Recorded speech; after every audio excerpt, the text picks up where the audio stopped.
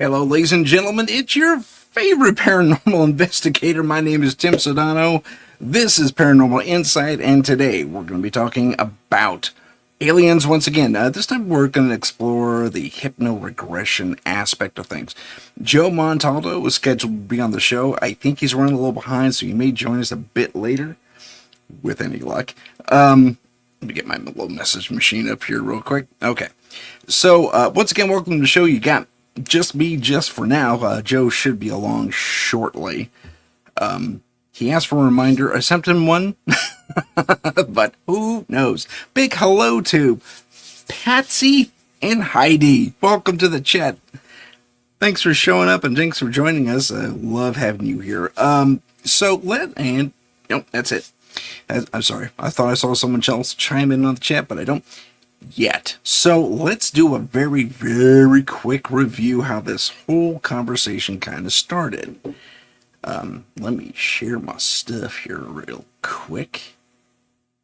That one. Let me go back to the beginning. All right. Okay, so as I share my little dream with you once again. So I had this dream about an abduction. It started out in this little town, and in this little desert town there was a UFO flap, but it was more than a flap. It's like you could practically set your watch to how often UFOs showed up in this town. It's a regular thing.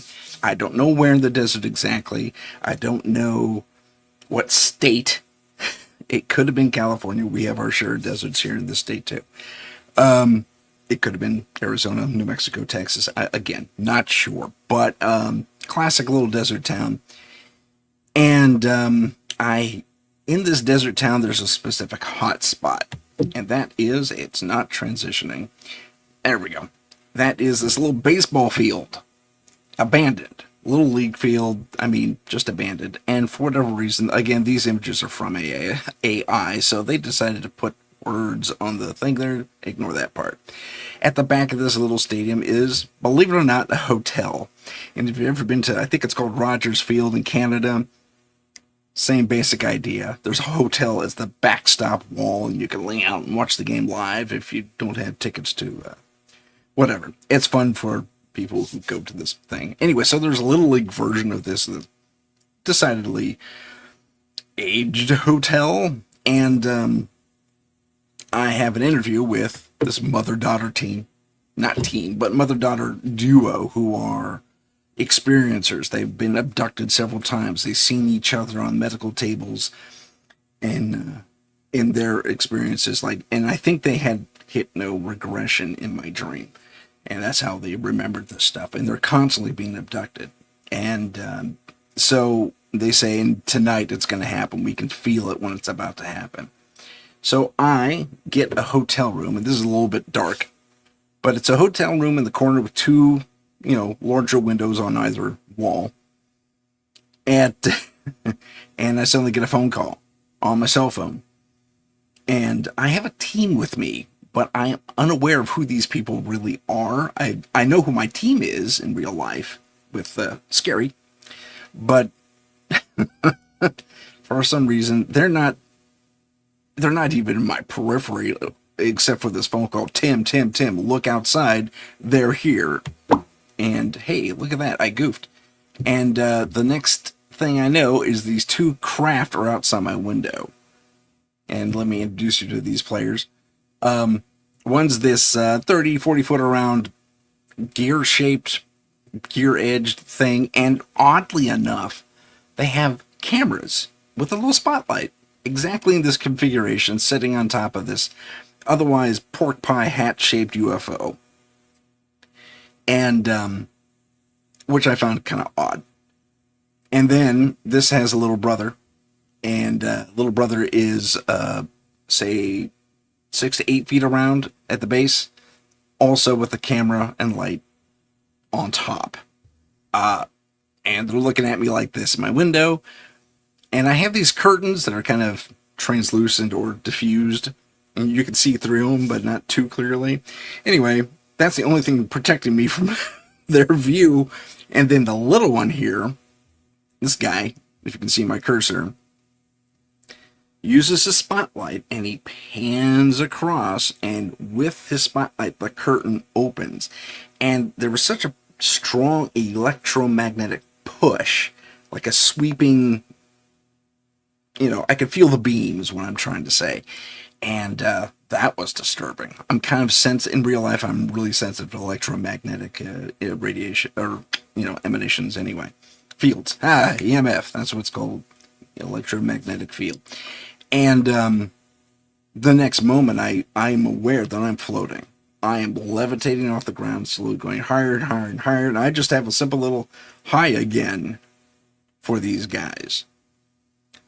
And then I have a sensation of going up, and then suddenly, in the next moment, and this is as I'm waking, I'm aware of this electrical kind of chill. I don't know, like you're being electrocuted, very slow motion, but it doesn't hurt. It's more like a chill, like the after effect of getting a shock if you've ever been shocked. And it travels so linearly from the very top of my head all the way down to my feet, and it was it was a bizarre sensation, very linear, very electronic, even. If you want to call it something, it's kind of like beam me in, but they kind of scan you in, like I was reprinted or something. It's a very strange sensation to describe. But and as I'm waking up, I feel like the lower, from about my waist down, I feel the rest of it complete, and I'm waking up. I'm on the cusp of consciousness at this point, and my eyes open. I'm in my room, and I sit there for a second. I look around. Nothing out of the ordinary. And that's when I wake up completely. That's when I'm fully awake. After that sensation subsides. But I was aware of the sensation creeping down my waist as my eyes started to open. So that was a weird dream.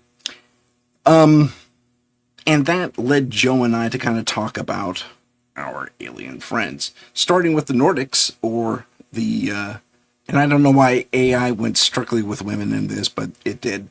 There's male Nordics described by abductees as well. But we started talking about different aliens and stuff like that, and who's involved, who the major players are in this alien/conspiracy. It's not really a conspiracy, alien/UFO conspiracy. We also have the reptilians. Joe says they're good guys. Others say they're bad guys. And I don't know. Apparently the lizard guys, according to him and his, excuse me, myriad reports from abductees in the ICAR network, there's a lot of, we're talking about all over the country, if not all over the world, these reports coming into him saying the lizard guys are good guys. Okay, I'm cool with that. There's, back in the 20s or 30s, the LA Times reported lizard creatures in the sewers, and there was even an expedition to go check it out because people kept saying, hey, there's giant people. There's bipedal lizards, like they were rolling around on all fours sometimes, but they're not gators. They kind of look like these guys. Kinda. Very, very, very kinda. But I digress. And then we also talked a little bit about the Greys, who are kind of functioning as intermediaries to one degree or another between not only the human race and the alien galactic federation, if you want to call it that, but other aliens out there. But they're also part of the abduction scenario, but not always. There's insect-like people, okay, along with our lizard and Nordic friends here. There's also, and it's these are the ones I personally experienced in Santa Cruz in 2002. And I say experience, it was at a distance, but it was unmistakable. And that's these guys. These are the tall whites as described by Charles Hall. And this is from the cover of his book. And I want you to take a special note of, using the wrong play, of the hands over here on the adult. Look at the size of those fingers. Those things are long, and the ones on both the little one and the mother, presumably, I saw also very long, twice my finger. Yeah. Heidi has an interesting introspection here. Let me put it up for everyone to take a look at here. Heidi says, when thinking of bad and versus good, I immediately think of the need for balance. You're not wrong. In fact, other abductees and experiencers I've had on the show would speak to that and do speak to that. So there's good and bad in everybody, I guess. And there's some real buttheads out there in the universe, and there's some real awesome people out there in the universe. And I think that's kind of where we have to come from. So, I don't know. We have our fictions. We have, let me go here. So, like I said, we have our fictions. We have our stories, and we have, not only stories handed down through oral tradition, but stories handed down through written tradition as well, going way, way, way back. And I'm talking Sumerians, one of the first writing systems we had on this planet. Or is it? Because then you can talk about Göbekli Tepe and how that's like precedes everything by 10,000, 15, 25,000 years. It's a bit of a headache, really. Oh, and then you could talk, anyway, the whole Tertian thing, Atlantis, Lemuru, all that stuff comes into play.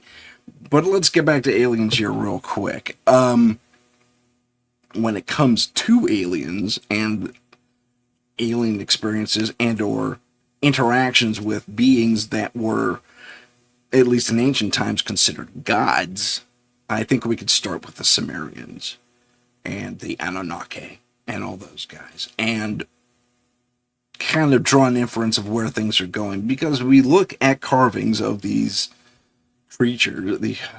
I'm following Michelle's example. She said, don't say creatures, Tim, say entities or beings. Okay, beings. Done. So these beings, these godlike beings, were depicted with wings. A lot. Like 4 of them. Which, I don't know, gives me pause, because what else we know that has wings? We have angels, and even demons to a degree. Some of their depictions in their more monstrous form, I guess we'll say, have them with bat-like wings or something along those lines. But are these interpretations? Possibly. I find it hard to believe that an entire people would go so far, and let's take in ancient India, for example, would go so far as to carve these things out of stone, or what have you, or to one degree or another, whether they had an advanced technology to do so, or very meticulous with a hammer and chisels. And there are stonemasons today that are surprisingly awesome. But it doesn't matter the method. They still created these vast stories in stone to present a narrative. Whether that's historical or fictional or mythological, kind of remains to be seen. But I would... Oh, by the way, you're entirely welcome, Heidi. But I would say even that's kind of irrelevant. The fact that these stories were told at all about these extra people, these extra dimensional people, and they all say basically the same thing. And we've explored this on the show before. Ancient Ireland, the Terra de Danann. I'm sorry, I'm messing up the name. The glowing people, not unlike these white folks here. I said white folks. Wow. What I meant to say was the tall white folks here. Is no exception. The white folks. Wow. But the tall whites are also described as being the glowing ones. So we might be looking at these individuals in history, but again, I'm going off topic. We've had globally, in our ancient past, these creatures described and, you know, shown to us in one degree or another with regard to what they looked like potentially. That also kind of goes to another thing. I want to show you, this is Charles Hall's tall whites that he interacted with, and very close to the ones I saw, but I want to point something out here. If you look closely, if I can have you zoom in with the full screen right here, and look at this person's nose. See that wide bit there? I saw that as well. And I'm going to give you another perspective of that. This is a still from a video. Someone did a 3D rendering. And this isn't too far off. Look at the wide nose. They've paid attention to the description. They really put this together quite well. Pardon me. So what we have here is at least one, and if you include me, two different sources saying that these creatures exist for sure. Whether you choose to believe Charles Hall and myself is entirely up to you. I did know the tall... Okay. Oh, yeah. Heidi has a pretty good question about these guys, and I'll put that up, too. Let's see here. I didn't know the tall whites were known to glow. Yeah, they're called the illuminated ones, and the glowing ones, as this little animation still says. Could they be perceived as light beings? Yeah, well, you could say that. I mean, it wouldn't be beyond... Darn, I'm so... Excuse me. It wouldn't be beyond the pale to say yes. I mean, if they glow, technically, yeah, light beings. Are the Nordics also light beings? It depends. If you talk about, and this is where it also gets weird, and we kind of go off topic to a degree, but if we take some of the Nordic sightings and experiences and what have you, some of them have been known to be, yes, glowy. Glowy. Hey, there's a new term for you. But yeah, they seem to luminesce in their own right. Are they light beings as in a spiritual sense? Like they're suddenly going from an energy-based existence to a more corporeal existence, with still favoring that energy-based them? Wow, I'm coming with all kinds of weird terminology today. But I'm glad you like glowy. That's awesome. Yes, you could say that. For me, when I hear light beings, I think of something more ethereal versus something more corporeal.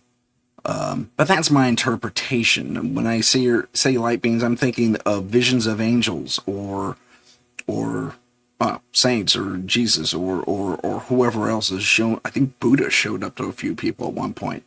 But whoever it is in whatever religion or whatever spiritual aspect you seem to be, you are in favor of,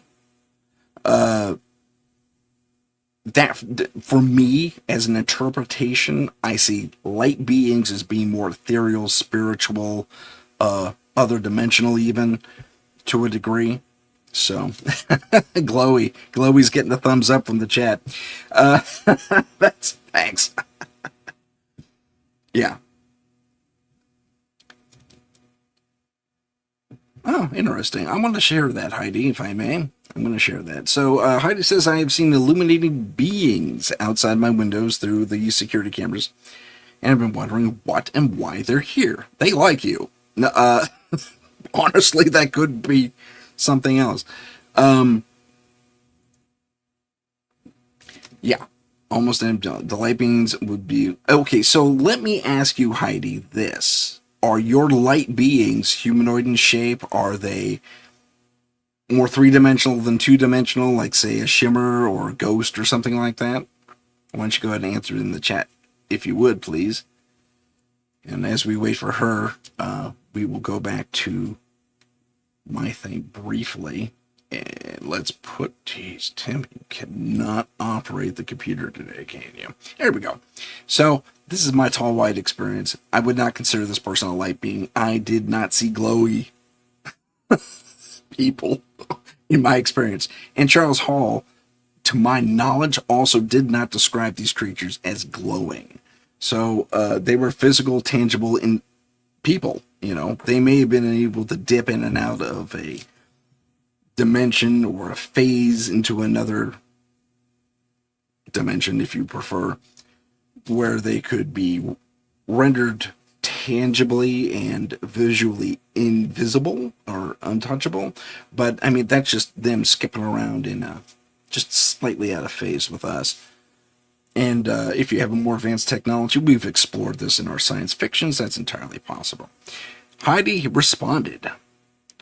They're lighted brightly and human-shaped and three-dimensional. Okay. My next question for you, Heidi, is,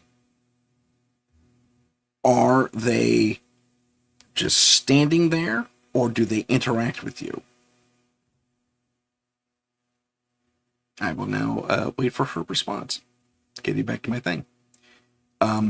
So we have the tall white people here. And yeah, the bridge of the nose. I forgot that detail usually, but oh my gosh, when I saw this video and then looked at Charles Hall's rendition again, yeah, I forgot about the bridge of the nose. That's exactly what I saw. Interesting stuff. But let's get back to what Heidi said. Oh, she hasn't written anything yet.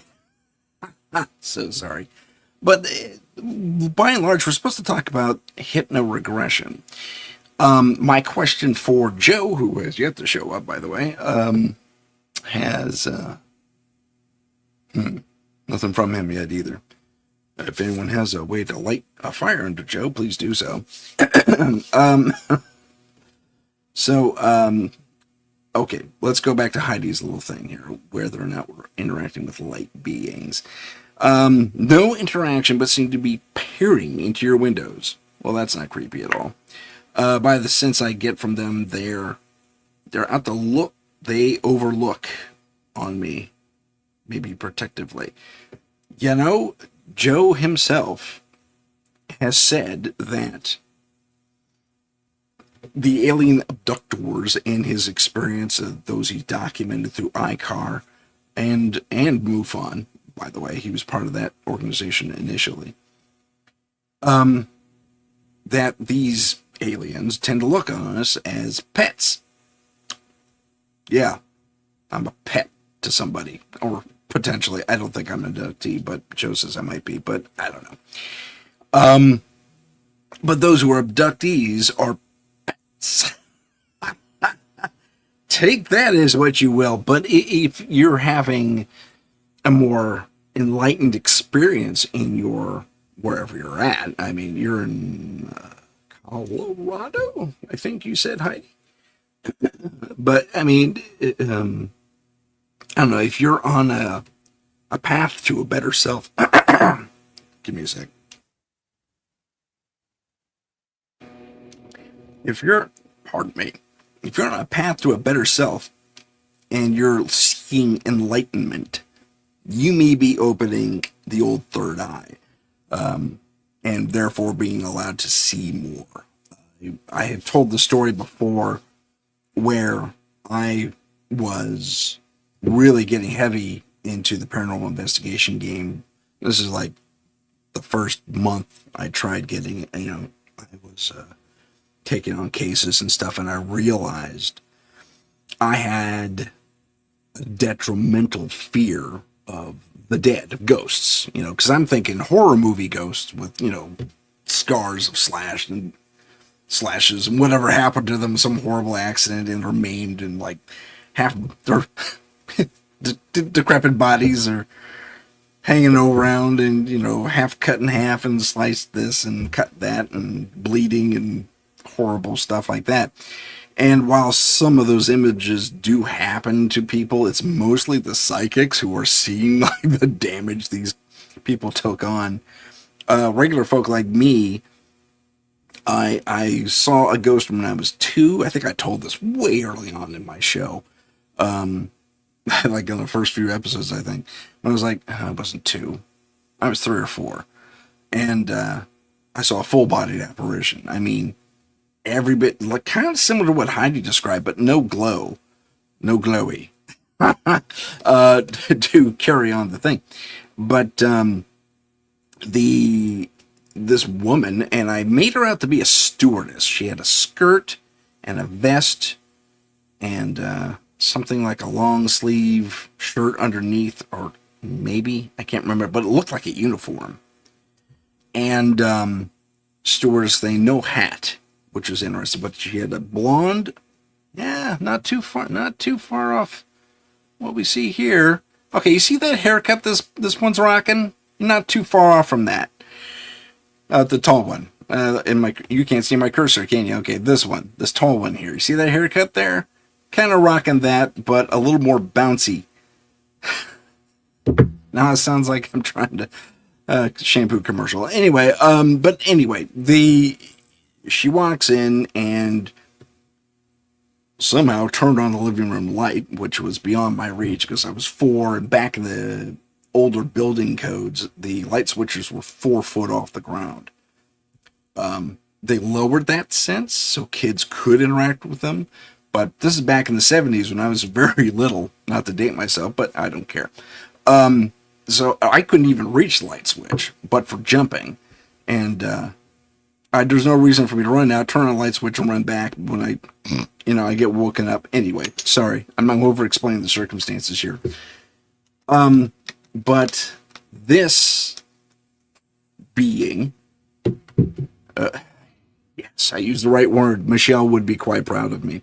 This being presented as a full-bodied apparition, head to toe. I could describe her outfit and her demeanor, her face, her complexion, the whole thing.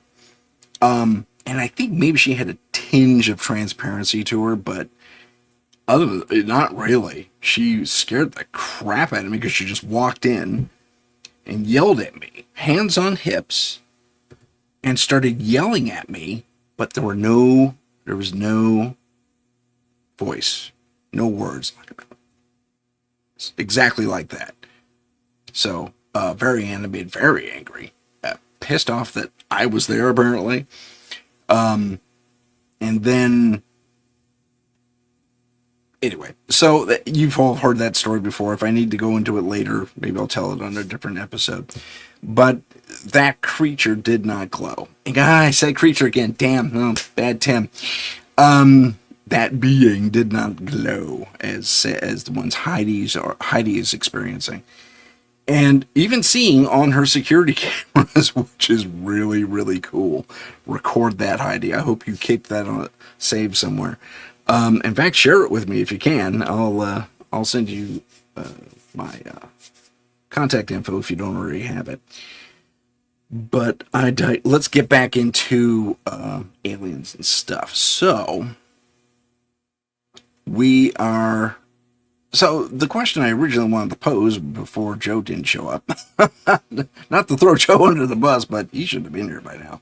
So, if he wants to join late, he's more than welcome to. I will put that in a message to him. Okay. Hopefully he'll think. Join late if you want. If you can. Okay. He has that message. Hopefully he'll show up. So here's my alien, guys. I'm sorry, this is not the most professional package, but it's easier for me to navigate this way. So let's talk about our aliens and UFOs and all that fun stuff. So while we have typically, in particular rather, these great guys in our forefront as what an alien is, and we've seen them portrayed and how else should I put this? Well, okay, portrayed in everything. Our films, our television, our books. Magazine articles. There's whole magazines, at least there used to be, whole magazines devoted to the UFO phenomena and alien phenomena. And what we have is, I did it again. Add to the stage. Yeah, there we go. Is these creatures more or less in the forefront. Close Encounters of the Third Kind comes to mind, especially with this tall guy right here. And there's varying types of these gray individuals. But I mean, if you've ever seen Close Encounters of the Third Kind, you will be, you might find it a little laughable actually, because it's pretty obvious they had little kids running around in the alien outfits because they were the right height, about 3 or 4 foot tall, and hang around Richard Dreyfuss and all that fun stuff. But they had one puppet that was closer to this fella here, and he was stop motion for the most part, in the close-ups, and he had a weird face that reminded me of something called a T-37B or something like that. And I'm not talking about the jet. I'm talking about this android-like creature that resembles a gray, as described by Elena Danan. And others, experiencers and abductees. So keep that in mind. I found that kind of fascinating. Like, only the android could really communicate. And the android was weird because he was lanky and just nothing but legs. Kind of looked like a daddy long legs and kind of resembled this taller one back here. But in our fictions, movies and television and magazines and the whole thing, we have seen these guys up front. When did lizards really come into play? I'm not too sure. But they come into play about, and they don't quite look like this. They're a little bulkier, kind of like the Gorn, if you're a Star Trek fan at all. They kind of look like the Gorn. And I don't mean Strange New Worlds Gorn. I'm talking TOS Gorn. I'll leave you to look that one up. And Heidi's willing to share her stuff with me, which is great. I can't wait to get that. I might feature that on the next show or two. But we have these guys, and then the Nordics really kind of came into play a little bit later on, in the alien UFO story. And Sherry's here. Hey, Sherry, how's it going? Sherry's joined us in the chat. Welcome. And anyway, so these guys came in roughly around the same time as the lizard people. But, I mean, they were always there to one degree or another. Our Sumerian gods didn't quite look like this, but they were humanoid, for sure. They didn't look like these guys. And they didn't look like these guys. They look a little more like these guys. At least that's how we perceive them. You could go into a whole thing about hypnosis and stuff like that. In fact, that's where we kind of were. That's what started this episode. We were going to talk about hypnoregression. So let's briefly touch on that. And I don't have a slide for it, so you just have to deal with my beautiful mug. I tease. But with regard to the work at ICAR, MUFON, and others who have done hypnoregression for their abductee, I'll call them clients. I'm going to put that in quotes because I can't really say if they're clients or not. I just realized I've had my fan on in the background. It's really hot here. So if there's a hum on the mic, my apologies. It is just too hot not to have it on, though. Anyway, so with regard to hypnoregression,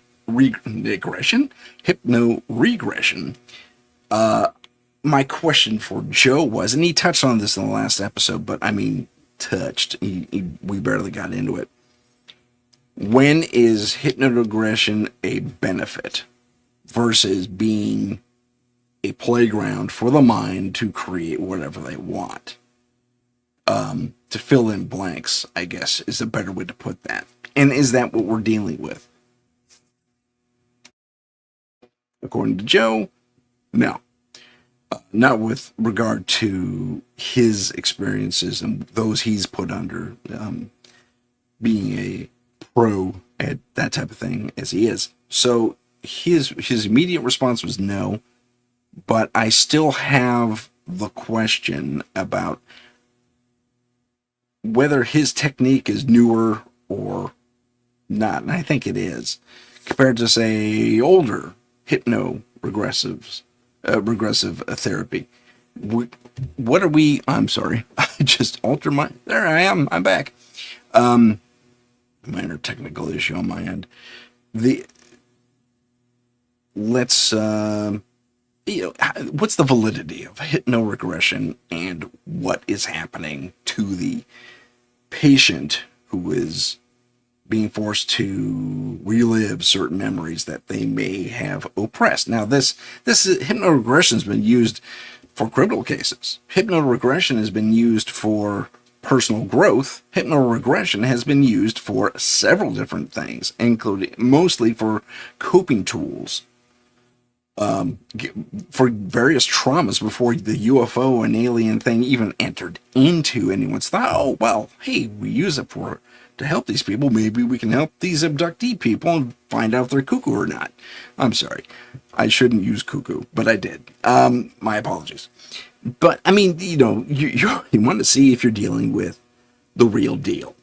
I guess that's chiefly it. You want to see if you're going to take this person's word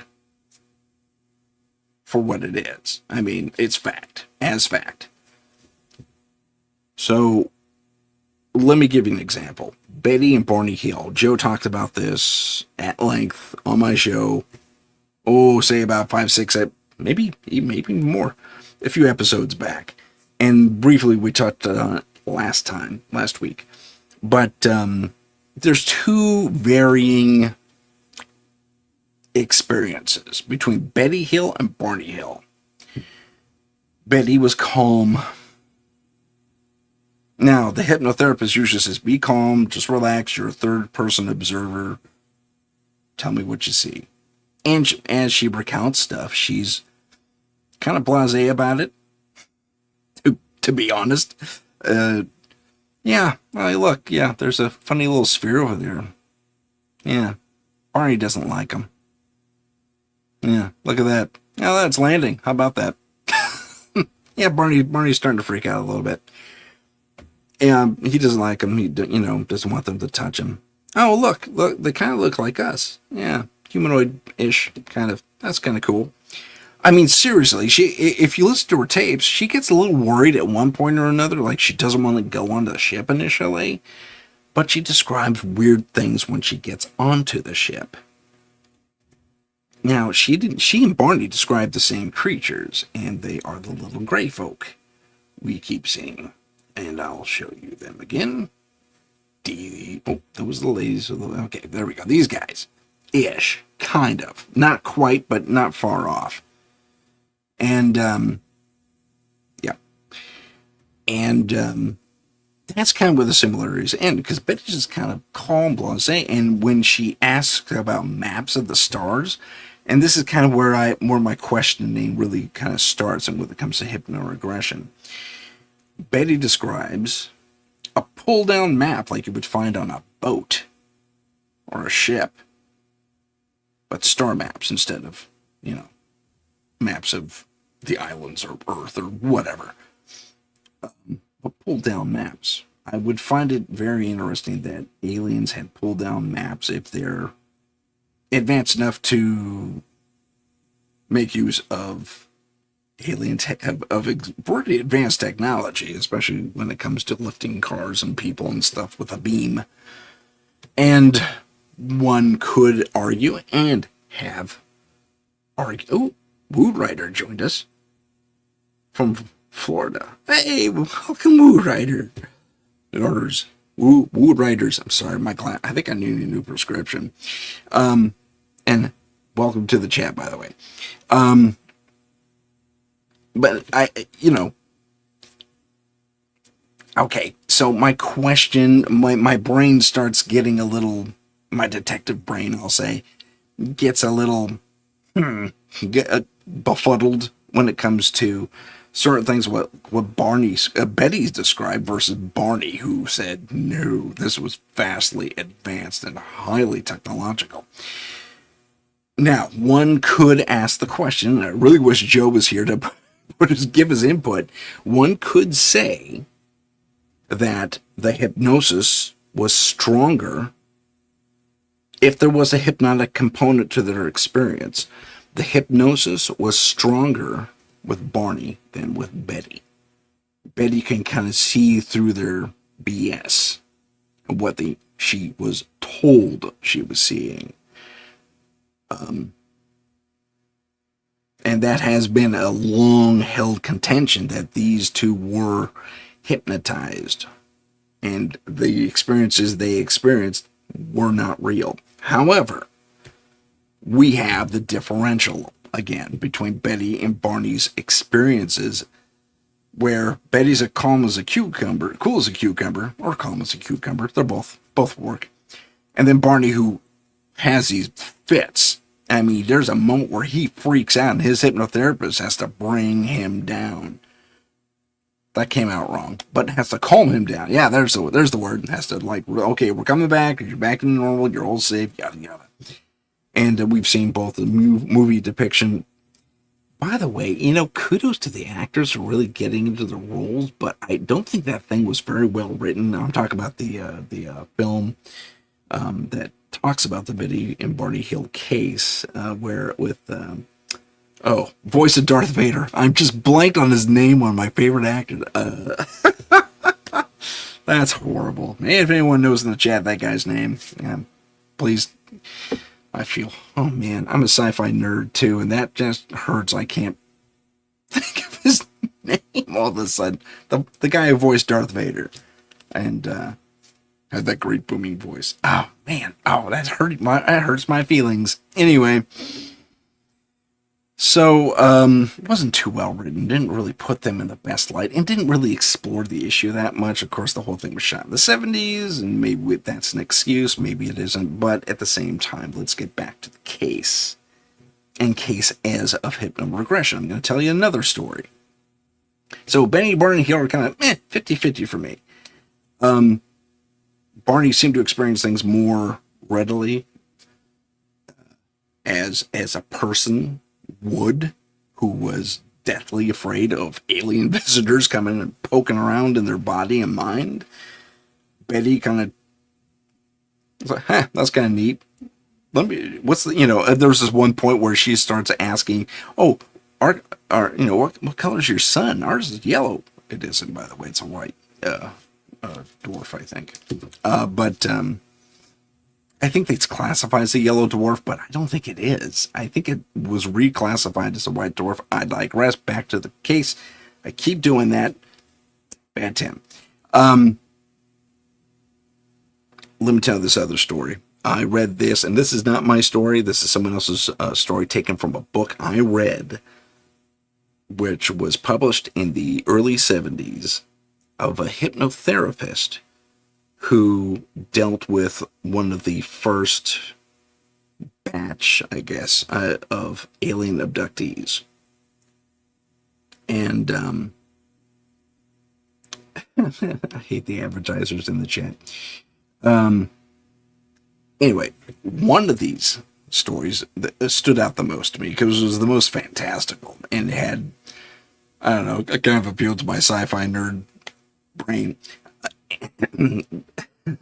Where there's this fella, I think he's a mechanic or something like that, something real basic, blue collar, salt of the earth guy, and he keeps having these weird experiences where he's sleepwalking, and it's getting more and more dangerous. At first he's across the room in his bedroom, then he's across the house when he wakes up, and then he's outside when he wakes up, then he's 2-3 miles down the road when he wakes up. And he says, what is going on with me? Something's obviously wrong. I gotta talk to somebody. And so he talks to a hypnotherapist, puts him under, and after a few sessions, this is the story that is built. The hypnotherapist asks, okay, take me back through your childhood. And he does. He recounts a relatively normal upbringing for someone who came up in the 20s and 30s in America, in the Midwest. You may have been, I think he may have dealt with the Dust Bowl situation. I can't really recall. I think he was a World War II vet. I may be wrong about that. Don't quote me. But, and don't ask me to give you the book title because it eludes me. And I've done search after search for this book, and I've come up with nothing. So there you have it. But the story is, the hypnotherapist is, okay, tell me about your childhood. Here's my childhood. Okay, let's try this experiment. Go back before your childhood. Okay. Like 20 years back. What's happening? Well, I'm on a ship. I'm in my barracks. Wait, what? And so he says, okay, what's happening? He says, oh, we're in transport right now. We have to go to another planet. Okay. So what else is happening? And he proceeds to tell the story how he was a soldier in an alien army, off-world, way off-world, apparently like other side of the galaxy, still this galaxy, but other side of the galaxy from Earth, and there was a conflict, like a war brewing, and or a war in actuality, and he's a frontline trooper, like for lack of a better term, a space marine, and he describes his weapon, which is basic. It kind of looked like a minigun from what he described and from what I gathered, but it didn't have the backpack and the big coil for the bullets to travel down and all that fun stuff. Yeah, I'm ex-military. I'm Air Force, though, so I never dealt with miniguns, and I probably used a lot of bad terminology there. My apologies to all you aficionados on the subject. But, the feed thing is what I'm trying to say. But anyway, it was just the tube, for lack of a better term, and a handle with a little trigger on it, on the button, on the thing, and he held it like this and does thing. And he says it was a beam, and he called it a force beam.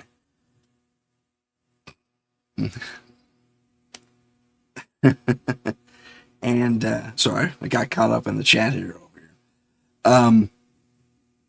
Anyway, a force beam. He says basically whatever I aimed at disappeared or got blown away. So it was both. It not only atomized what was in front of it, it just kind of pushed it away too. Well, and man, that is some wicked technology. And he says, well, how did it work? I said, I don't know. I'm a soldier. I'm not a tech. That's a neat answer. So the hypnotherapist keeps prying into his past military career.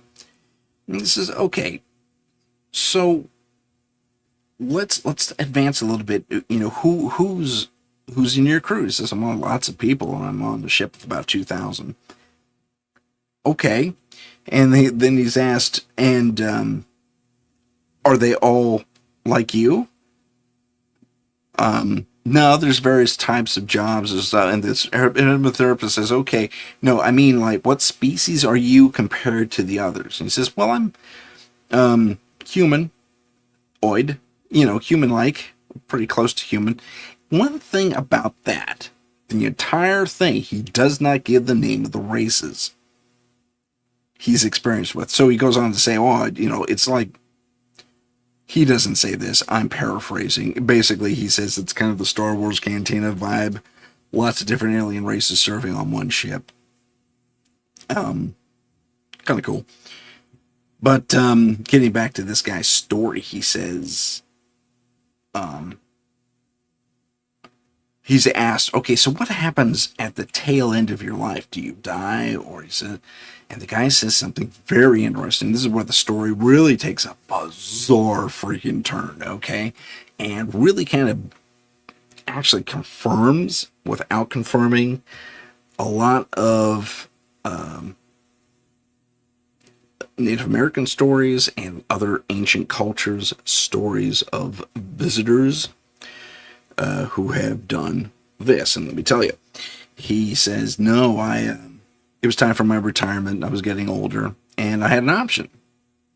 I can re-up, and they move my consciousness into a new body. Okay. And the therapist is kind of in this loop of, just trying to get him to tell the story, but, he's processing at the same time. And so the therapist says, yeah, please go ahead. And he says, yeah. So I have a few options. I can get put into a new body and re-up. That's another 100 years. I really don't want to do this anymore. Okay. And, or I can be retired. Okay, great. Where are you going to go for your retirement? He says, well, we knew about Earth, and there was an opportunity to go to Earth. And so I opted for that. It was kind of out of the way. No one would really bug us. We weren't on anyone else. Earth isn't really on anyone else's radar as far as being a threat, so there's not a lot of problems with Earth. Mind you, when this takes place, the event I'm about to describe to you takes place, it's 1920, way before nuclear development, and we were a problem for some people. But I digress. Let me get back to my story. So he says he opts for Earth, and he's brought to the planet, and he remembers being transported down, for lack of a better term, beamed down, but it's more instantaneous, kind of like I don't know, it's like a blank, suddenly you're there. And before him is this 3-year-old boy who's just kind of toddling along, and it's somewhere way out in the forest, it's like a campground, but it's out there, and I don't know where exactly. But he says he distinctly remembers looking at himself as a person from the boy's perspective, and then he blinks, and the soldier he perceives is suddenly gone. And now his perception is from the 3-year-old's perception. And suddenly the mind of the 3-year-old kind of takes him over. And he's a 3-year-old. And he's hanging out with his parents. And they're calling for him. And he runs over to them. And that's kind of where the last remnants of the soldier kind of die off. So, yeah, that's that story. So he remembers his childhood starting really at 3. Now, a lot of us can make that claim because a lot of us don't remember what ages, 0 to 2. Some of us do, some of us don't.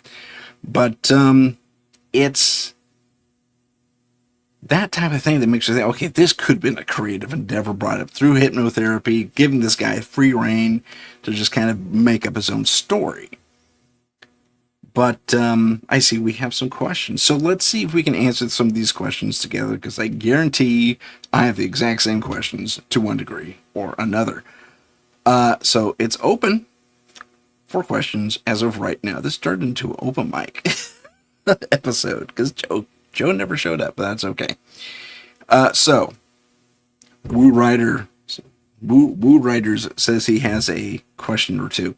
So please, Woo Rider, present those questions. I'll continue to babble a bit more until I see those pop up.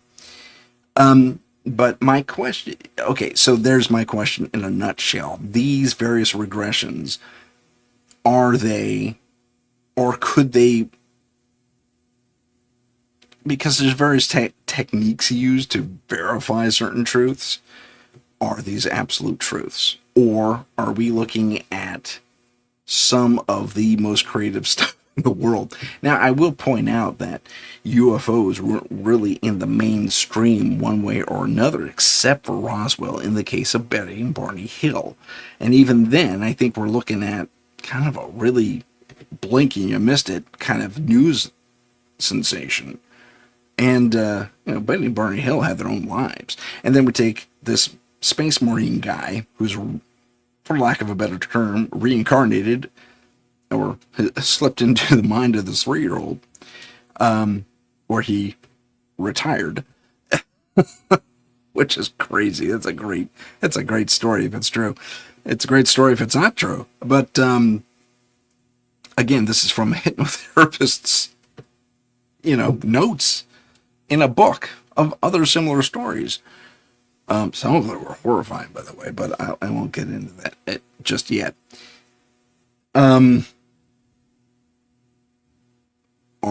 Can we rely on what the hypnotherapist dug out of their clients? Can we call into question the validity of their experiences? Are they consistent? In a lot of cases, yes, they are. They've been asked the same questions over and over, and they're very consistent. Very consistent. Like I think 10 out of 10, 100 out of 100, however it is you want to look at it. So, consistency-wise, for the most part, yes.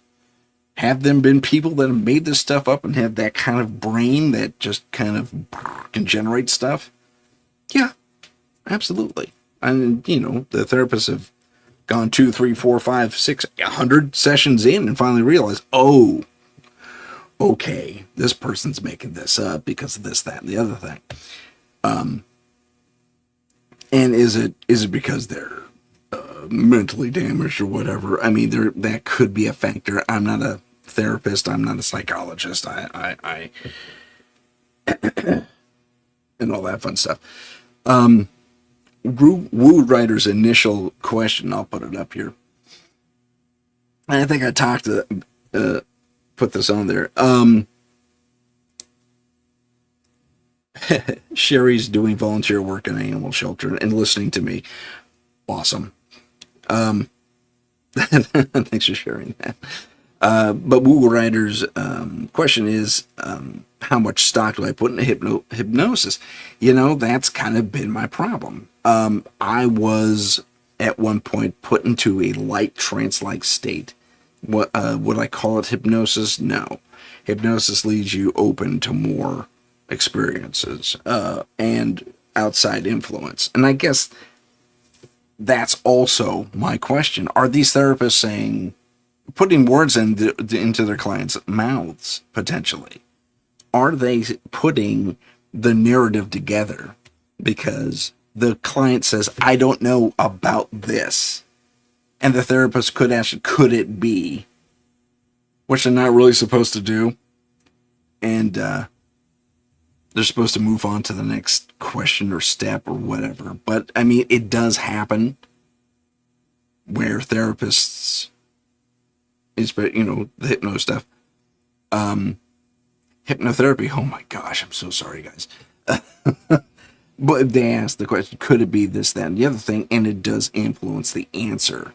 That has been documented as being the case in a number of stories. Now, Joe says his technique is more, I guess, has proven against that.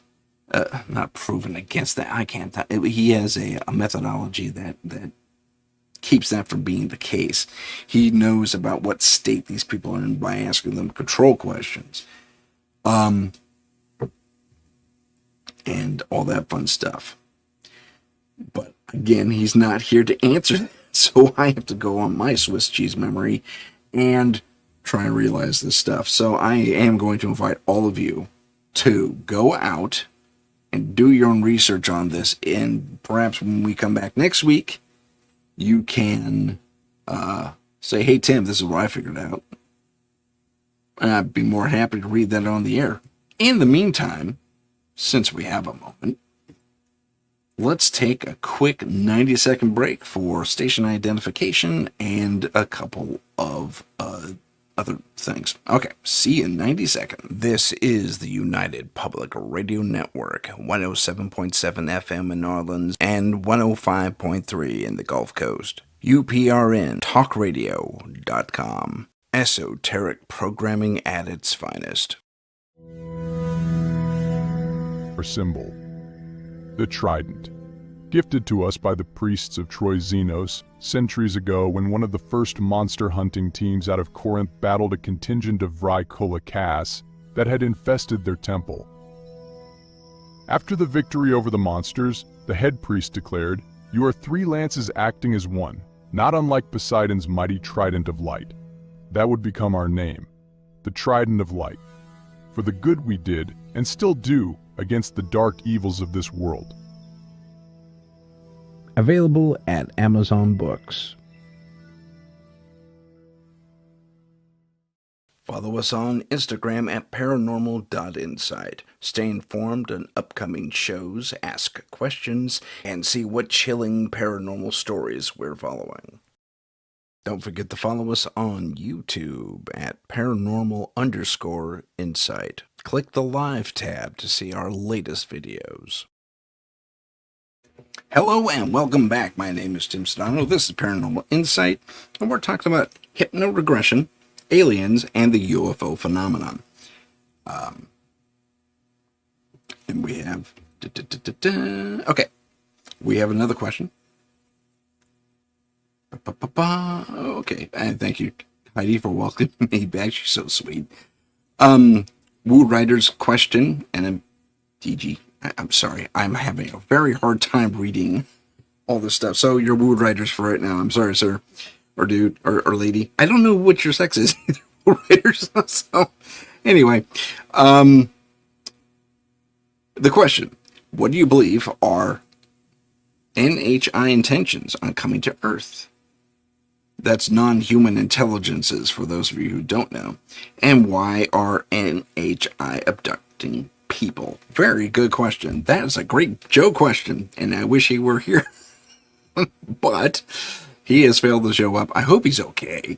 Again, if anyone has any way to reach out to Joe super quick and get an answer, or clarify her from the get on the air, please do so. If not, don't worry about it. I'm sure he's okay. But he has been a little incommunicado lately. But I digress. Let's answer Woo Rider's question. I'm going to keep it up there for everyone who's watching. So, what do I believe that what are the NHI intentions? That's a really good question. And you can look at it from various different perspectives.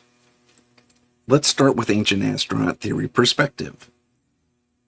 If we pay attention to Zecharia Sitchin and his disciples, all the way down to Billy Carson, and there's a few newer ones popping up right now, we're looking at least according to that narrative, we are a seeded race, a race created for a very specific purpose. Oh my gosh, I'm sure that was involved, but a very specific purpose, and that was to, well, a few things. We're miners apparently, and they like gold.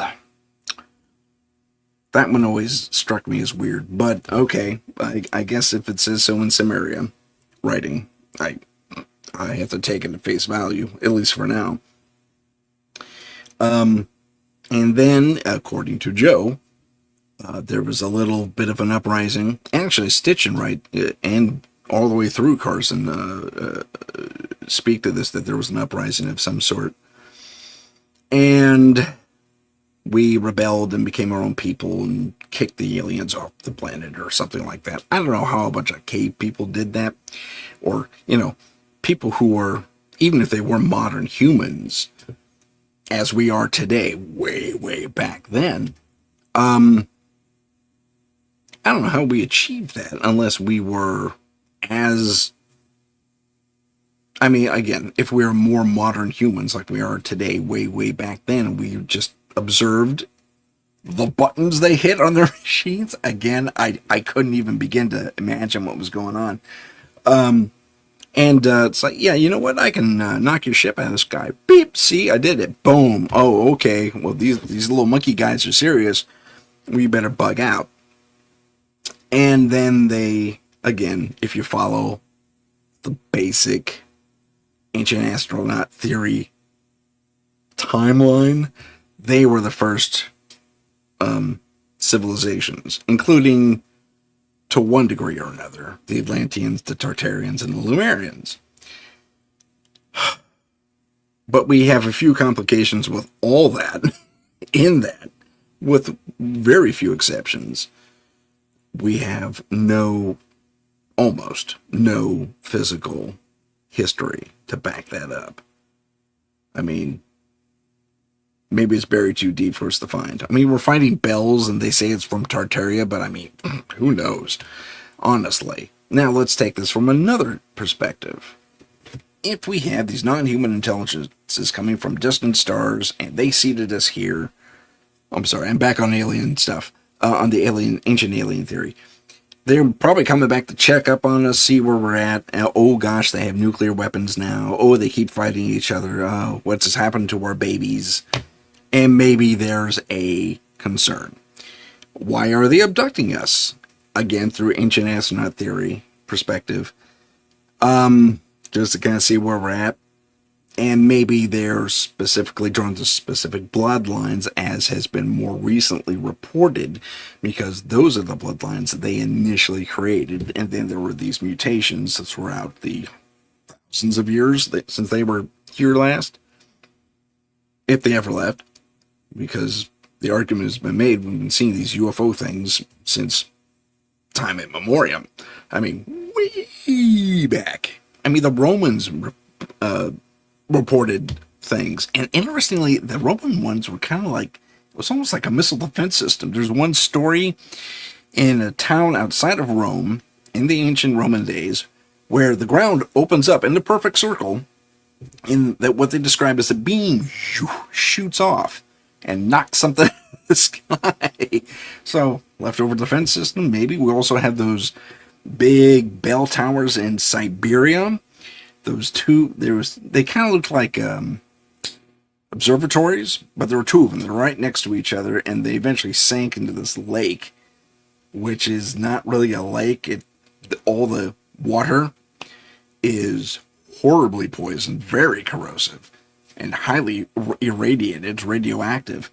And it's suspected that that was also a defense system left over from whenever. So, that's one perspective. Let's look at the interdimensional perspective. Hey, look, we have new technology. We can hop into the dimension next door. Oh my God, look what these human beings are doing. They're weird, but they're funny, but they're scary, but whatever. And they're going to continue to interact with us to one degree or another at that level. Let's abduct them. Let's do tests on them. Let's see how close they are to our physiology. And so on and so forth. So it's basic curiosity and ongoing science experiment and or monitoring. Like we tag wild animals in our world all the time. So let's check in on Shark 427 and see how they're doing. Same basic idea. Let's look at it from the perspective of I just had it. Time traveler. That's what it was. Now, that's been described as well. That all these alien beings are actually us, especially the Greys. They're us, like hundreds and thousands of generations ahead. Or they moved to a different planet and mutations occurred quicker within, say, 5 or 6 generations. And like if we go back to Mars, for example, numerous projections have said that our physiology will very closely resemble the Greys. Very closely. And it's scary. I mean, some of these projections. And they're computer models and, this, that, and the other thing. So, your perspective, again, and you want to see, okay, so where were we back then compared to where we are now? If you're a time traveler, you're going to want to have that experience and, do those experiments and check in and see where we could have gone wrong, could have gone right, could have gone up, down, left, center, whatever.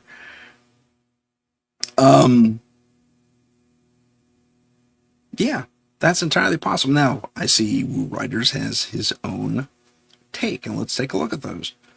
I believe humanity has had, Woo Writers writes, has had many iterations of society. I agree with that theory. We're talking Atlanteans, Tartarians, Lemurians, and all those guys. And then we've gotten to a point where we are today, technologically wise and beyond, especially if the Earth is billions of years old. I can see that. I can see that. He continues, and I believe past civilizations of humanity are already traveling throughout the galaxies and are living on other habitable planets. Entirely possible. I wouldn't deny that whatsoever. I'd like to see the tablet. I'd like to see the computer chip, for crying out loud, that says whatever. Whatever it's, I mean, even if they had something like that, or a crystal, whatever, like in Superman, the crystals carry different programs and stuff. Show me. That's the only thing I'm lacking to confirm that. And as a paranormal investigator, chiefly doing a podcast about the paranormal and UFOs and stuff like that, I would love to have the tablet, the crystal, the computer chip, whatever it is, that says, oh, by the way, umpteen thousand years ago, this planet's awesome, but there's more planets out there. Let's go. We're going to leave. We're going to check them out. So, does your theory hold water? Absolutely. Especially past societies of humankind were technologically capable of leaving the world. In the billions and billions of years that this planet has been around, that's entirely possible, with a few varying exceptions that may or may not count. If you go Darwinism, we came from monkeys, yada yada yada. If you go ancient astronaut theories, we were made pretty much like we are right now. And we're capable of taking off in our perhaps captured starships that we understood because we watched. We saw what buttons they hit and said, you know what? That's mine now. We're going to explore the stars. And maybe there's a race of humans out there that did that. There are also reports, big underline on reports, that human abductees who never returned were colonized elsewhere in the galaxy. There's a specific story about, I think it happened in the 60s, where this man and his family are taken aboard a gigantic ship. I mean, from a scout, mind you. It was not too dissimilar to what my little dream UFO looked like. And I'll show you what that looked like real quick. So it looks something like this, but it took you up to a gigantic mothership. And these guys report that when they get there, humans, nothing but humans, pure humans, just all the way, and they get to talking to them. They say, where are you from? You look just like us. I say, oh, originally we were from here, but we were taken. And similar to what happened, according to ancient astronaut theory, there was an uprising, but on a different planet. They took over the technology, made it their own, yada, yada, yada, to borrow from Seinfeld. And it is, that's also a distinct possibility about what's going on. Maybe there are tribes of humans out there already because they were abducted, rose up, took over, and so forth. There's still a fourth theory out there, and Woo Writers, I will get to your remaining reason because I think it'll tie into what I'm saying in a moment. Fourth thing is we were already around, but on a different world. A true home world that isn't Earth. And we either took over or escaped, something similar to what we've been talking about. And again, this is also according to reports that we escaped something like the Leo system or something like that. That's a blind guess, really faded recollection on my part.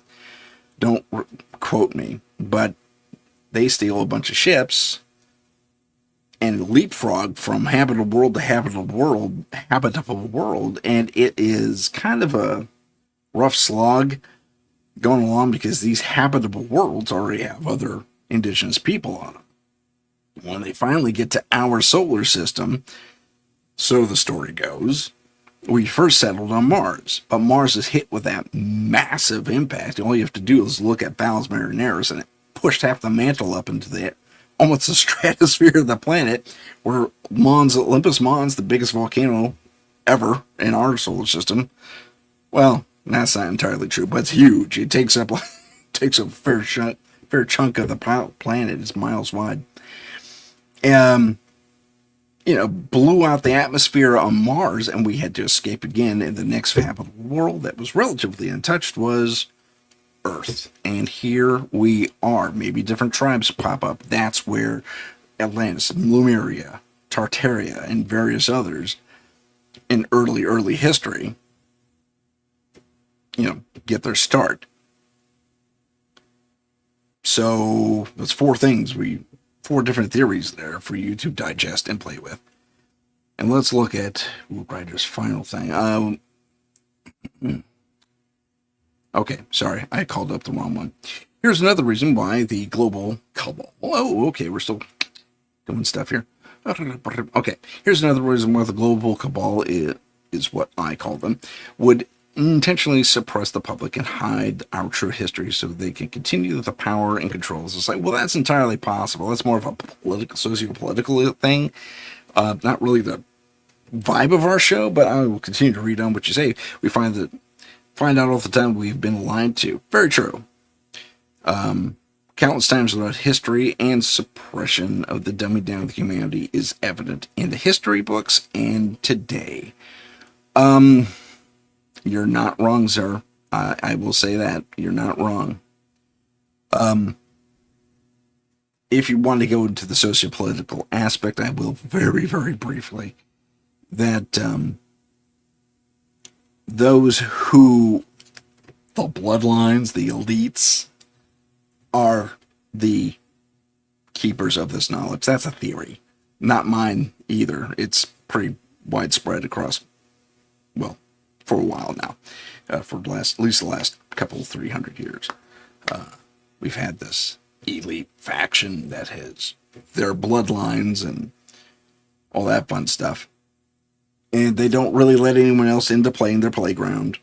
And they kind of end up being rulers and emperors and kings and queens and presidents and what have you throughout time.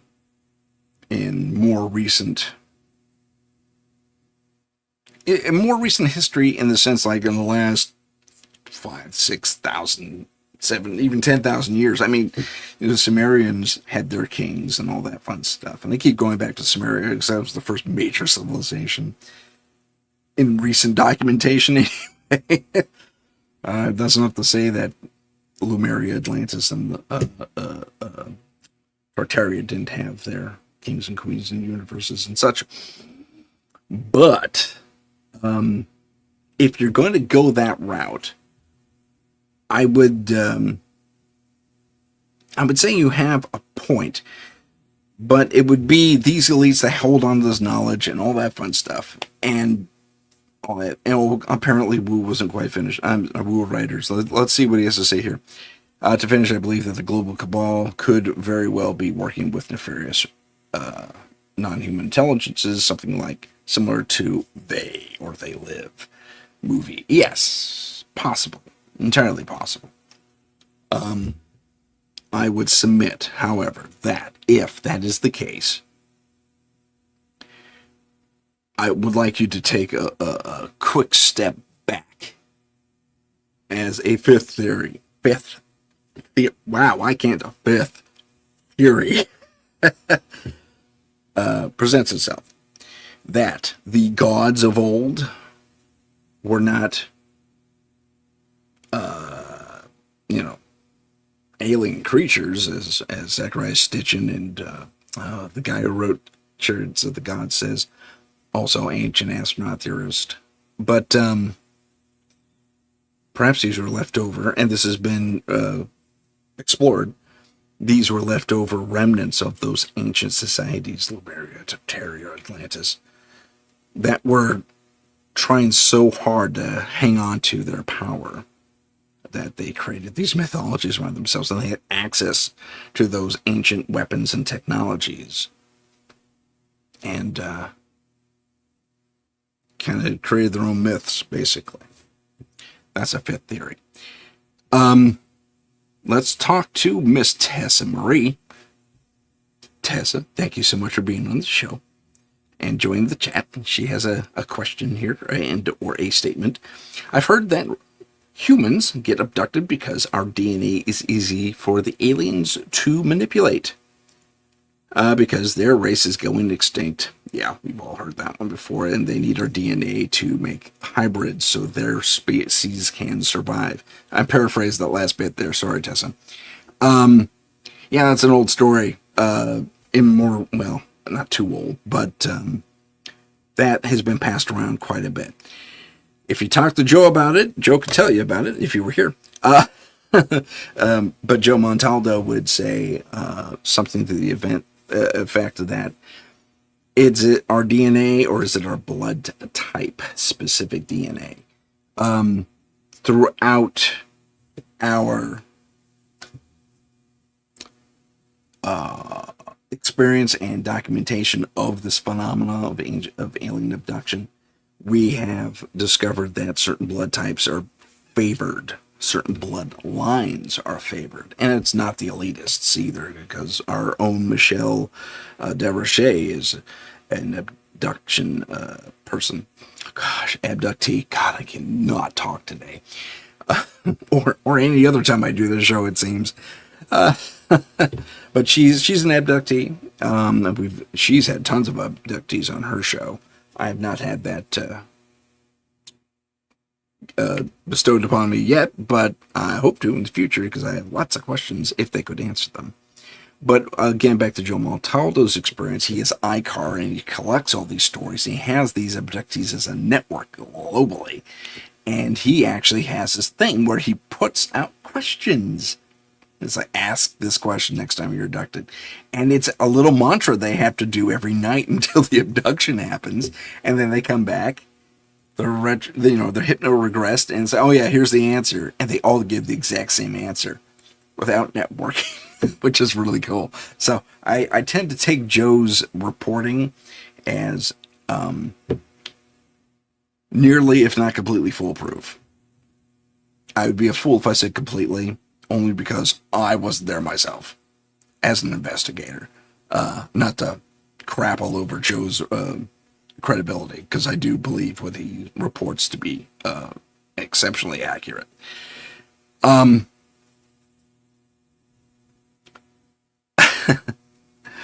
I didn't know you guys knew each other, so I'm reading the chat and they go, hey guys, how's it going? I haven't talked to you in forever. It's like, wow, you guys network quite a bit.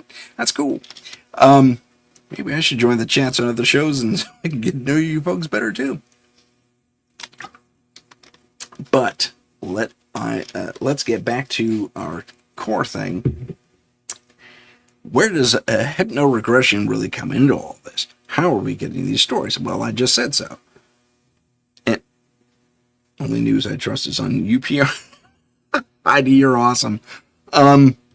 So Joe actually went into this a little bit on last show, and it speaks to what I just said, that he has this network of abductees globally that he reaches out to, and he puts questions out. So he's been getting all this information back, and especially when it matches up.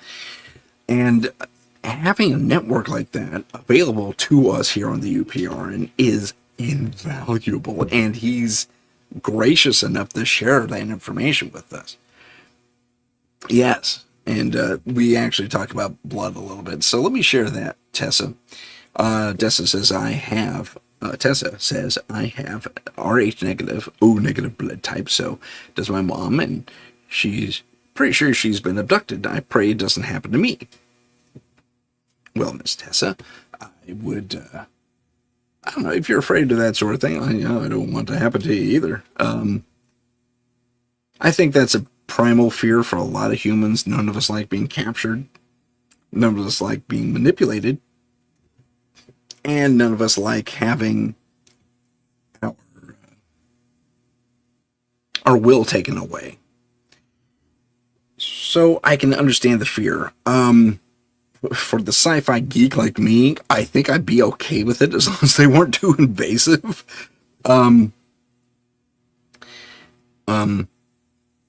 Yeah, Heidi puts it well, don't fear the unknown.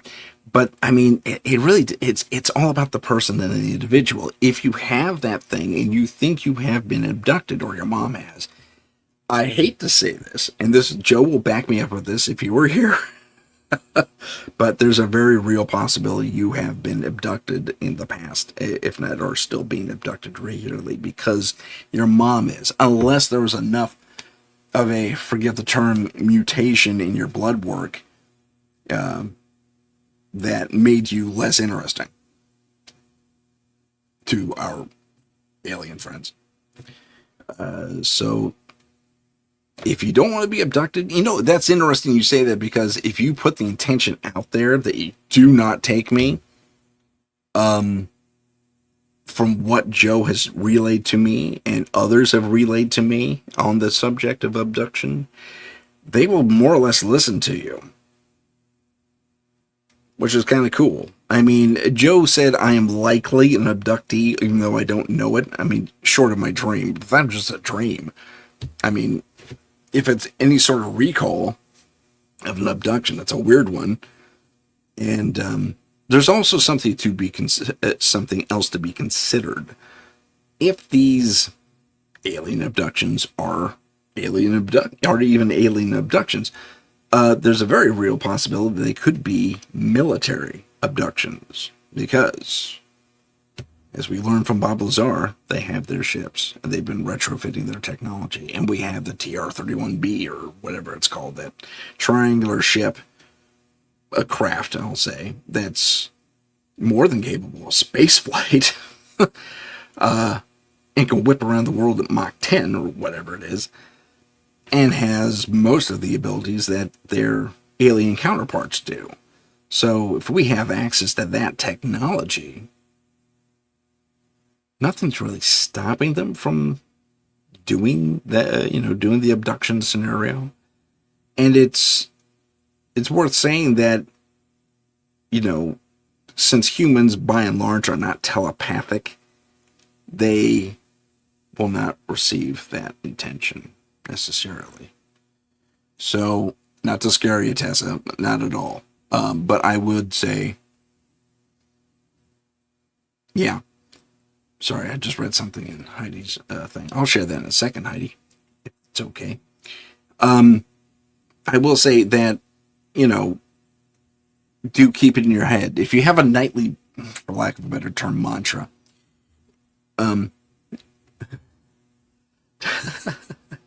Woo Riders, you're awesome. Thanks, man. I'll share that in a second, too. Yeah, Tommy's the best. I will say, definitely kind of do that nightly mantra. It's like, I don't want to be here. I do not want to be here. I do not want to be able to take me off the list. Just a little one. And don't freak out about it. If you get taken 9 times out of 10, you're not going to remember it anyway. So don't let it affect you, Tessa, honestly. It might be worth being hypnoregressed to see if you are even being abducted. Again, it does follow bloodlines and family lines and stuff like that, especially parent to child.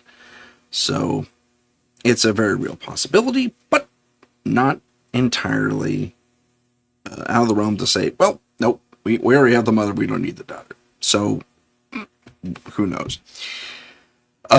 Tessa, you're good. You're all good. I will say do not panic, ultimately. All right, so let me take Tessa's question off, and let's go quickly to Heidi.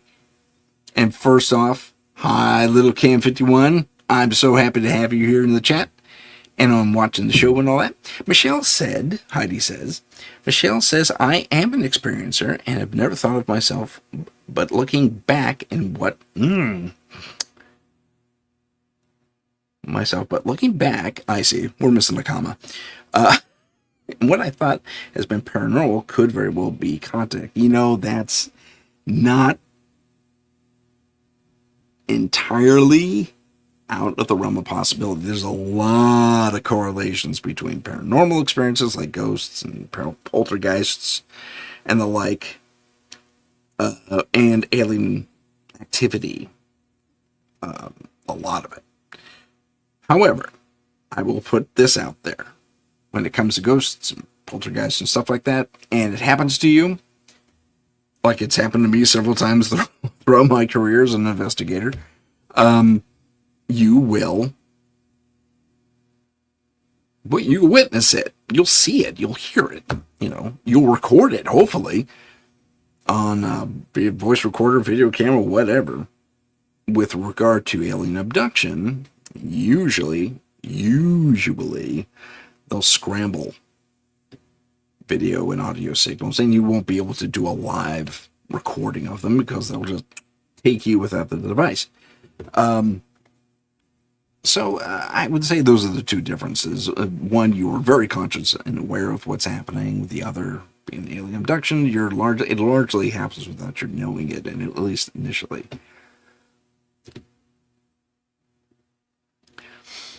Miss Tessa has a follow-up. That's interesting. You said about putting in the intention out there because I grew up in a haunted house. Oh, very nice. Yeah, that's always fun. And every night I would say, please don't let me see you. And you never saw anything. Well, yeah, these things, listen, man. I mean, it's all about what you do put out there. It's amazing that a lot of people don't really give intention and thing, a lot of credibility, because it really does have a lot of power. I mean, the human being, the human us, we're awesome. That sounds so conceited. But as a race, believe it or not, the human being is really an awesome, powerful entity being in and of itself. Not to talk about my own race in the third person, but I just did. So, yeah, our intention holds a lot of power, believe it or not. Now, you could focus and intently say, I'm going to win the lottery.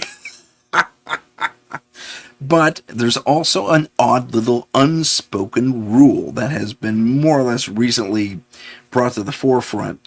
And that is, you must be in service to others to get what you want. That's a weird way to put it. You must be in service to others to get what you want. Service to self doesn't always work out. That means you're a selfish little bad me. And, I don't think anyone here really falls into that category.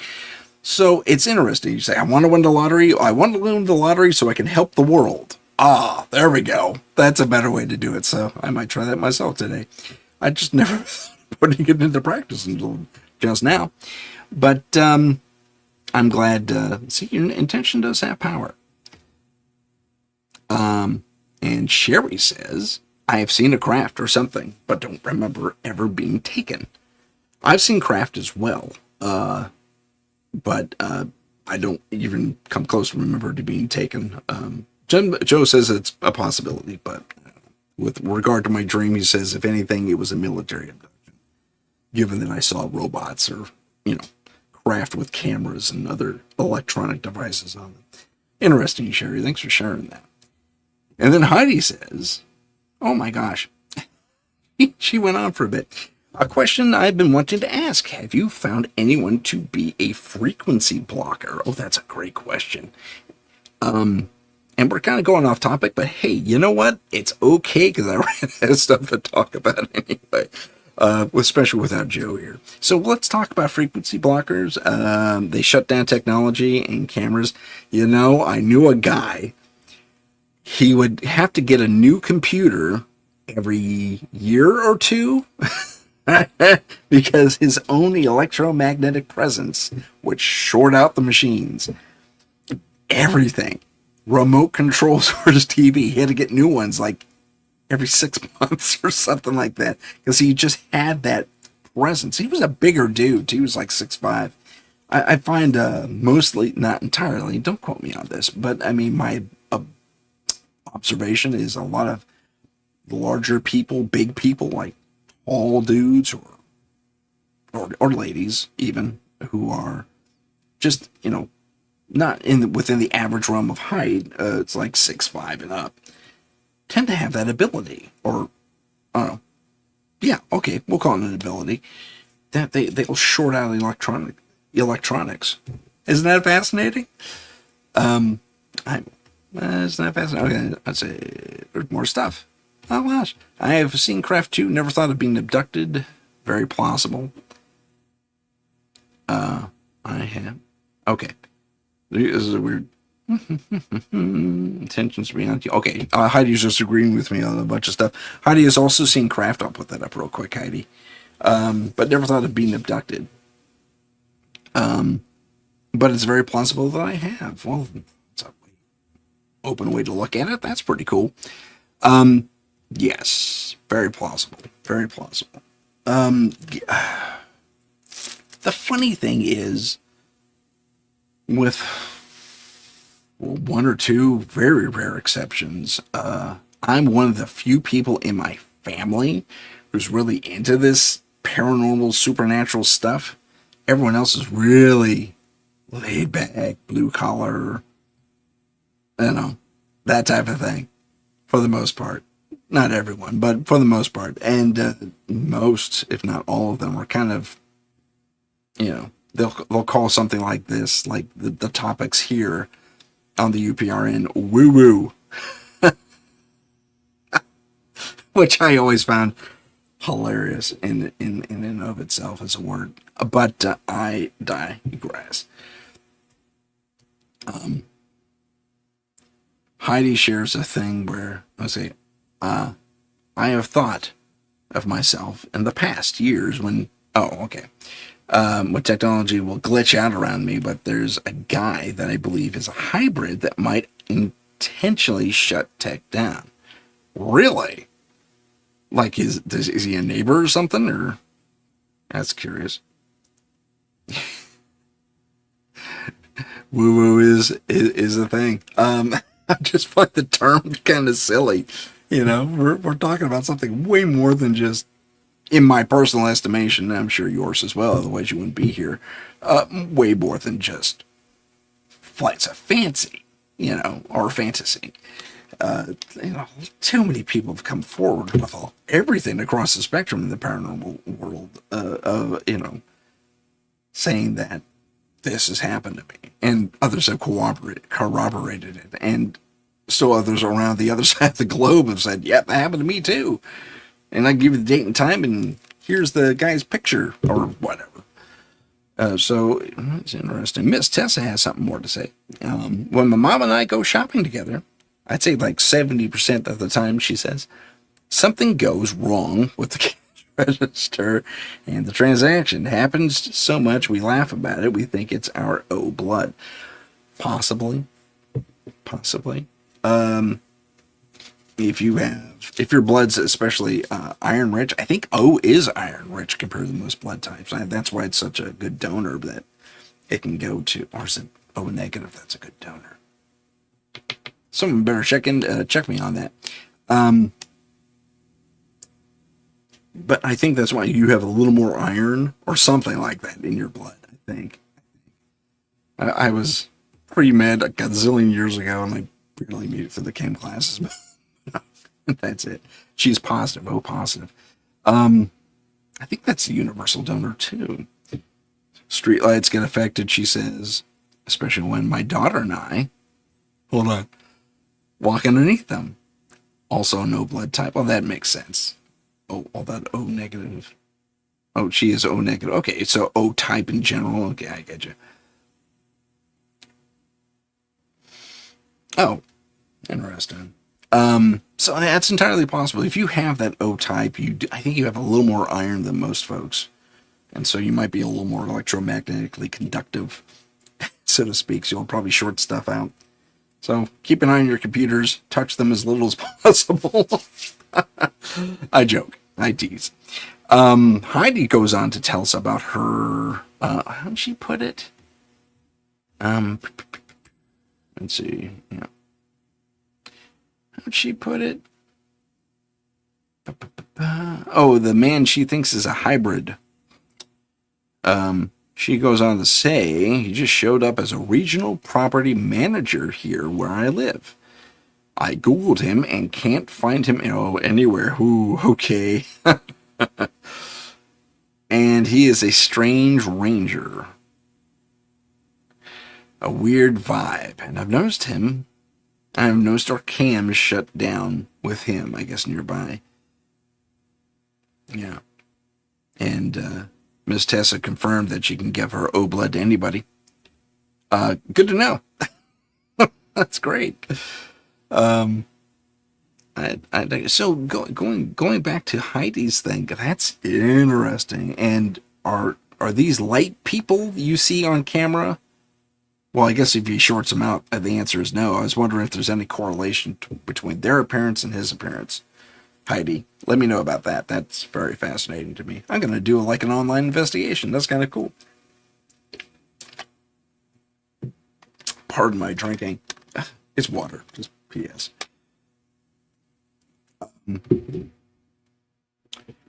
Let us also consider. Well, I lost my place here. Here she is. No, he's real and in the physical. I understand. No, I get that part. Heidi, my question was, when the shimmery, glowy people, show up on camera, is there a correlation between them showing up and him showing up? Not whether he's tangible or not. I'm just wondering if there's a correlation between the two different types of activities. Or not activities, presences. Yeah, okay, I'll stick with that. I probably misspoke on what I was trying to say there. If you get confused, just ask me a question. Let's also consider. Oh, oops, sorry. No, I've noticed. Okay, gotcha. She says no. Heidi says no, that's not what's happening. No direct correlation anyway. How about the opposite of a correlation? They show up and like 5 months or whatever it is later, he shows up. Just curious. Just to do a comparison. Let's see here. You guys, let me briefly say. Okay, you've only seen the light beams a few times, ID. Okay, good stuff. Let's briefly go back to Woo Riders. Woo Riders. You found me through Tommy Cullum. Yeah, Tommy Cullum. He's the best. I like Tommy. He's a good fellow. I've been on his show a couple of times. He's been on mine. We always have a good time. We're part of a collective of podcasters called the Fantastic Five. You won't be able to find us. There's no website on it. Don't worry about that. It's what we call ourselves. Just kind of happened. And we're not being conceited. It just was a fun nickname. I even did a show on it once called the Fantastic Four-Fifths because only one of us got hit by a storm at the last minute and got knocked off the air. But anyway, so yeah, Tommy's part of our Fantastic Five. He's a hoot, and he has some interesting guests on too. He's really just like out there and say, "I like to be in your show," or he's inviting people to be on the show. Yeah, he's got a heck of a following. He does like 2 or 3 shows a week. I could barely get this one put together, man. He's a dynamo when it comes to this stuff, and he's so interested.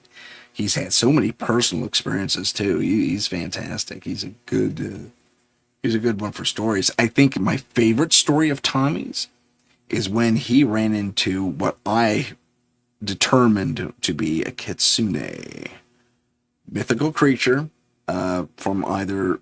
Well, it depends. It's kitsu in China and kitsune in Japan. The multi-tailed fox that is often reported to transform into a woman. And I don't mean like like werewolf style, or the at least the way we depicted movies. It's painful and prolonged transformation. It's like, you're a fox, you're a human. You're a fox, you're a human.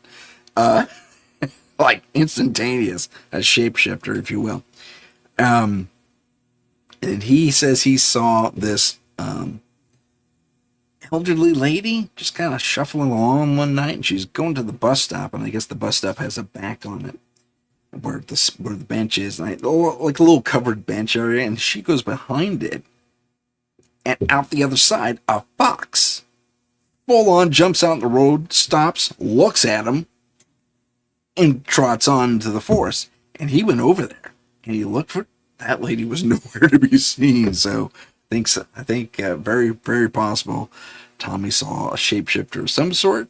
Could have been spiritual. I don't know. That's a weird thing to be showing off, though. It could be a kitsune, and that could lend to a verification of sorts. I mean, one eyewitness, I grant you, but of the kitsune legend, where and it was a regular fox, and didn't have multiple tails or anything. So who knows where that part came from? But it's intriguing to me. So yeah, I think Tommy saw a kitsune, and he's seen that same fox running around too. He says, I followed it once. It stayed a fox, but it kept looking at me. It's like, well, you were following it, Tommy. Yeah, I keep looking at you. Says, fair point. And he says, I really wanted her to change back to the old lady I saw, the elder lady he saw. It's like, I get it. But these strange creatures don't always perform the way we want them to. Anyway, back to it. And once again, welcome to the show. Pardon me. Woo Writers, thank you for joining us. One day, little Cam, I just saw this. Sorry, I was scrolling through the chat. One day I'll make a website of all the channels we watch and list them there. I'd be okay with that. I'd love to join that society. That'd be a little online society. That'd be really cool. Let me throw this out there as well. If you want to join us in the chat at the last 15 minutes of the show, I should have done this at the beginning. You may find us at www.youtube.com/paranormal_insight/stream. Actually, that might be streams. Whatever the live channel is. If we're there, you just click on the live channel and you'll see the show in progress. You can join us in the chat. It'll be a lot of fun. And we'd love to have you here. So, let me also put out another thing. I'll keep that going for a second. I am looking for guests for the next few weeks. I'm going to be on a show called SIPA Canada. Man, that guy's going to kill me for getting that wrong. But anyway, so I'll be on that show. It's not part of the UPR network that I'm aware of. I don't think it is. And I'll be on that show. It'll be 1 hour. Then that person will be on my show for 2 hours in the following week. So I go on his show, I think, August 7th. Oh, man. I wasn't prepared to talk about this. I don't have my notes. So I'll say August 7th, and then he'll be on mine the following Thursday, I think. It may be a pre-record. I can't recall at this moment. So that's later. That's the early part of August. But if you want to be a guest on the show, I have a few more Thursdays available until that happens. And I would love to have you on the show if you think you have a story that's worth telling for 2 hours. And you have a bunch of experiences you want to, tell us about. That'd be great. Heidi, for example. I'd love to have you on the show. Pretty much every single one of you have some fantastic experiences from what I can glean. And I'd love to have any of you guys in the chat on the show. That'd be a lot of fun. Let me ask if there are any more questions regarding, well, whatever, really. We kind of drifted from hypno-regression into personal experiences. Oh, Heidi said she'd do it someday. Well, I don't know. Where are we here? We're on the 17th? I got the 24th and the 31st available. Believe it or not. Actually, the 24th might be taken, but 31st for sure. Well, let me know. It would be live. I'd prefer it if you were on camera. It would be in this time slot. And you seem to be available, so. All right. You can contact me about that. Let me tell you where to find me, by the way. I am at paranormal.insight. I should put this on a banner. In fact, I shall. But I am at, no, I'm not. Oh, that's not it. Paranormal, as I type it in, .insight, .podcast, longest email ever. And I can't spell it correctly, at gmail.com. Paranormal.insight. Did I do it right? There you go. I'm not going to scroll. Okay, there it is, right there. That's the email, paranormal.insight.podcast@gmail.com. If you'd like to be on the show, please send me a quick email saying, hey, I'd like to be on the show. And we'll get you on the show. I had to turn someone down recently, though, because it was like an overplayed topic. So let me tell you what I'd like to talk about. I like to talk about hauntings. I like to talk about UFOs and aliens. I love to talk about, well, Bigfoot. So if you have any of those major things happening to you, that's fine. So Heidi, I guess we'd mostly talk about your spiritual experiences, for example. And it doesn't have to be limited to that. It could be everything you've experienced in the paranormal realm. And she has some video clips she's going to send me. That'd be super cool. I'd love to do it. That'd be really cool, actually. That'd be a great way to do the show. But no pressure, Heidi. You tell me when you're available. If you can do the 31st, I'll take you up on it. And if the rest of you out there in chat and or just watching, you now know how to reach me directly. I think I put 2 periods on there. No, I sure didn't. Okay, I did it right. I need new glasses. There we go. But I digress. We have 10 minutes left. Do we have any further questions out there in chat world? I felt energy my entire life. Really?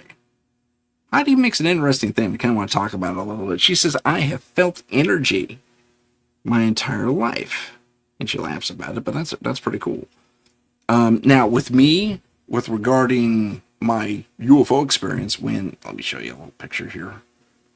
When this little guy in the window over here, when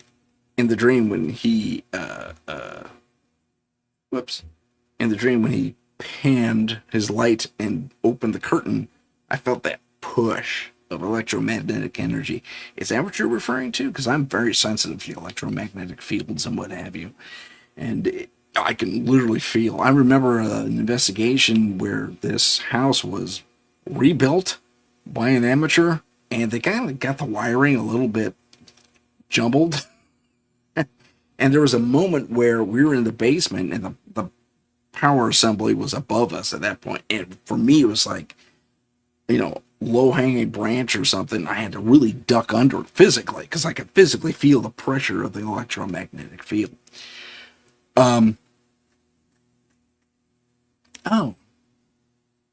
Heidi, good. Heidi just said something about sharing a dream. I guess you did that in the chat and I failed to realize it.